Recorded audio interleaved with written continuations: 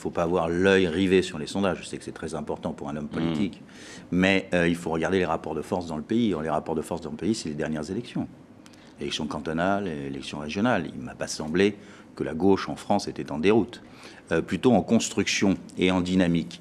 Donc moi, je ne réfléchis pas comme ça. Je pense que pour l'instant, la situation est très émiettée. Il y a énormément de candidats. Et le grand risque pour les socialistes, c'est le premier tour.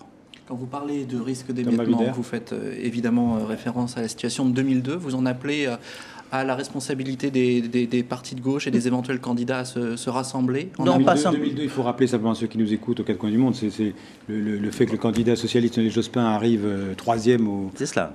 Oui, mais il faut le rappeler quand même. Premier tour. Bien sûr. Éliminé du premier tour. Non, énormément de candidatures en général.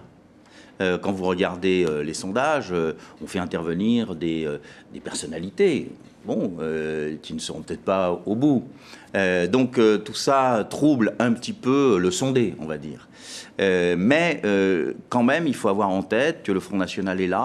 Ce qu'on n'indique pas dans ces sondages, c'est que petit à petit, Marine Le Pen grignote, le plafond de verre des 20% est atteint, même parfois dépassé.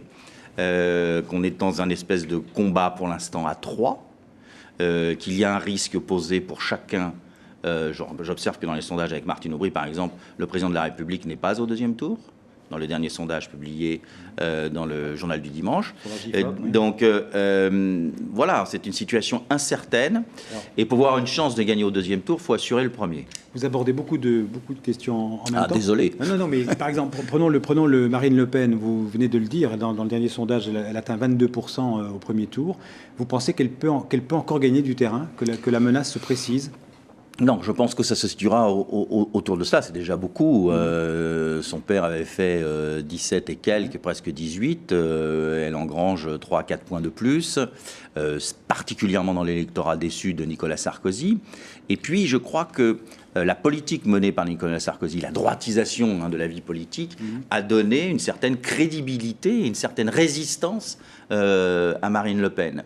Et le président de la République ne siphonne pas le Front National, quelque part, il le stabilise. Mais si elle se maintient à ce niveau-là, de 20 à 22%, la bataille va se jouer au premier tour. La question pour les autres partis, ce sera d'être présent au deuxième tour. C'est très exactement ce que je dis, je répète auprès de mes camarades. Il ne faut pas que l'on se mette dans l'idée du second tour, du rapport de force gauche-droite, etc. Ce n'est pas le sujet. Le sujet, c'est être au deuxième tour. Pour être au deuxième tour, il faut que l'ensemble de l'électorat socialiste soit en capacité de faire bloc. Nous avons connu ça lors des élections européennes. Dans les sondages, au point de départ, nous avions commencé aux alentours de 21-22%, et on s'est retrouvé à la fin à 17%. Est-ce que ça suppose, néanmoins pour vous, parce que vous avez été dans les années 90, notamment l'un des socialistes qui s'est le plus mobilisé dans la réflexion, dans le combat contre le Front National, est-ce que ça suppose de votre part une remise en cause de la façon de combattre le Front National et notamment de s'adresser aux classes populaires dont on parle tant et qui sont une des grandes inconnues de la future élection présidentielle? Et le Front National progresse à chaque fois qu'il y a de l'abstention. Plus il y a de l'abstention, plus le Front National est haut.